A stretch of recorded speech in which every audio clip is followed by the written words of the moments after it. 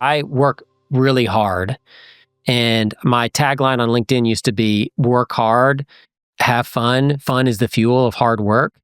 That's my kind of personal mantra. I've told coached all my kids growing up in sports, still drop my little 16-year-old off for work. And I'm always like, work hard, have fun. That's like Kosoglow motto, right? And need the fuel to have the contribution. You can't feel like you're contributing if you're not working hard. You don't have the fuel to contribute if you're not having fun. And so I was not having as much fun as I'm used to having, and that would rob me of fuel, and I would then not meet the standards that I had for myself for hard work. And then I would feel like, oh my gosh, I feel guilty and anxious because I'm not putting in the work that I think that I should, even though it was probably still way too much. And that just was not a good cycle for me personally. So I needed to get back into something that where like I get up right now, if my alarm is set for say 6:30 in the morning, I'm up at 6:15 because I'm ready to rock and ready to do something. And when I need my alarm to go off, that means I'm not in the right job.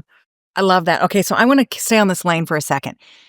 There are so many people I talk to, the young people in their careers coming up. Well, not even younger than me doesn't mean young anymore, Mark. But they have trouble recognizing what you just laid Sure. out for us. This idea of I'm going to work hard and I'm going to make it happen, or right, success at all costs, or I should be enjoying this, or I won't give up, right? We're forcing ourselves into these lanes. How have you coached your kids and other leaders to recognize, oh, wait a minute, the fun's gone, the fuel's missing? All right, the alarm clock was one great example. If you're waiting for the alarm to wake you up, you might not be in the right lane. Can you give me 2 or 3 others? Listen, I think that most people, if you have any kind of EQ, you can feel when they're off. And when you ask somebody and you bring it to their attention, like let's say that I had a leader that wasn't quite in the right spot. And I'm like, hey, listen, you feel off to me. What is it? You're never going to get a true answer to get started. The first answer usually be, no, I'm fine.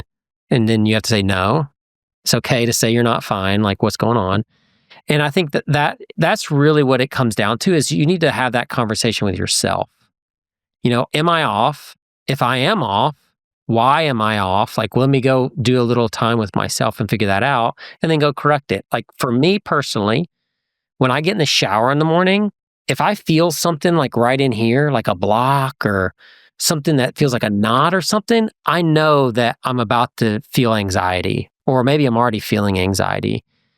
That isn't a trigger for me to do anything other than, why do I feel like this? That's what I ask myself. When I feel that in the morning in the shower, I'm like, why do I feel like this? And I'll be like, oh, it's because I said I was going to get back to LB yesterday and I didn't.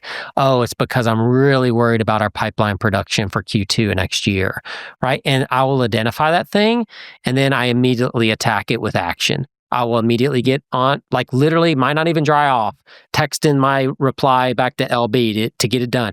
Oh, I'll make a little note. Hey, my work block today, make sure I go look at Q2 production, what I can do about that. When you can't do that and you just feel like you're grinding all the time and you can't release that anxiety, that usually means that you're in the wrong spot because you're not actually anxious about your job. You're not anxious about the parts of your job. You're anxious about your job. And that means that you're probably not in the right job.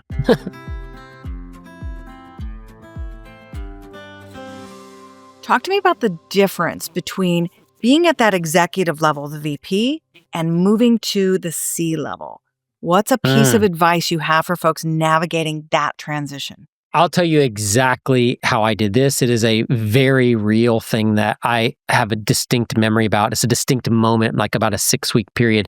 And it's when at Outreach at some point, I'd never asked for a raise and never asked for a promotion in my almost 8 years there. And so I was VP of sales for basically day one for like the first 6 years. And then finally, Anna Baird, who I think has been one of your guests and was an awesome person I got to work for, she made me SVP of global sales. And I started hiring VPs underneath me. And then all of a sudden, I got to a place where I had Alex Trimmer and Nate Broom handling SMB. They were better at it than me. Then I had, David Rubenstein handling mid-market. He was better at that than me. I had Chris Albro handling enterprise. He was better at it than me. all of a sudden I went from the guy at outreach. I felt like that was, hey, we got a problem. Go talk to Mark. Mark will help you figure out a solution. Then he'll implement it, measure it, make sure it's good and all that kind of stuff. To wait a second, I can't come up with as good an enterprise solution as Chris Albro.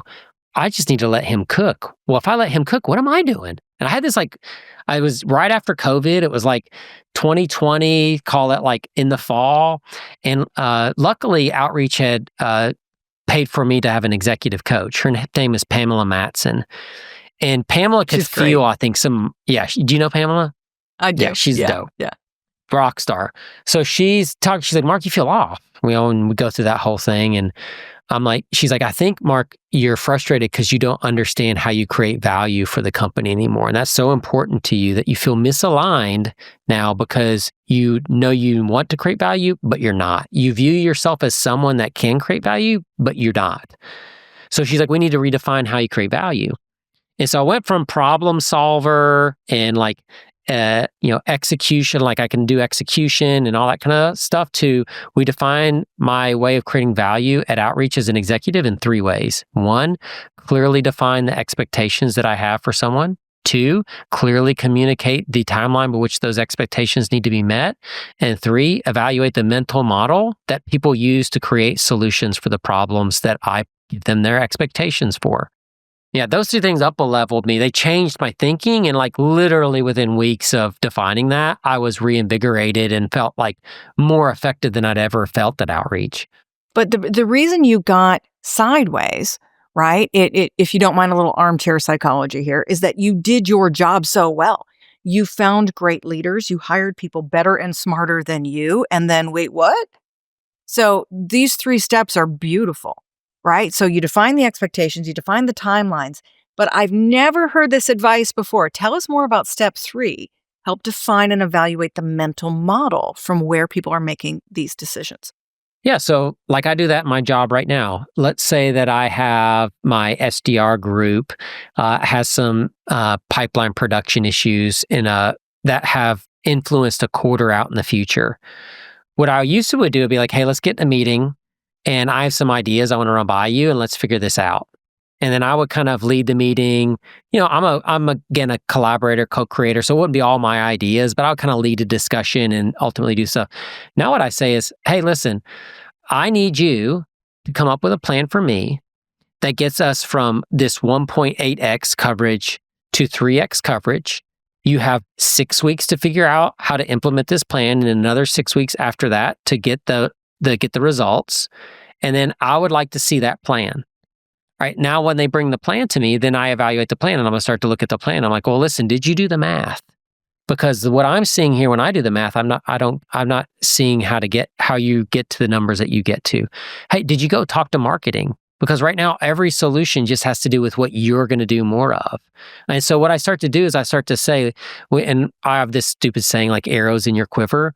And you just need to put lots of arrows in your quiver. Listen, we're out there big game hunting. Sometimes it takes more than one arrow to take it down. But yeah, so these are the little plays, the little things that we do. And what I'm trying to show is to show them, do you think holistically about a solution, or do you think in a narrow way about a solution? And you need to start wide and then end up narrow. But most people only start narrow and then they get narrower, which is why they're not as creative as other people that start wide.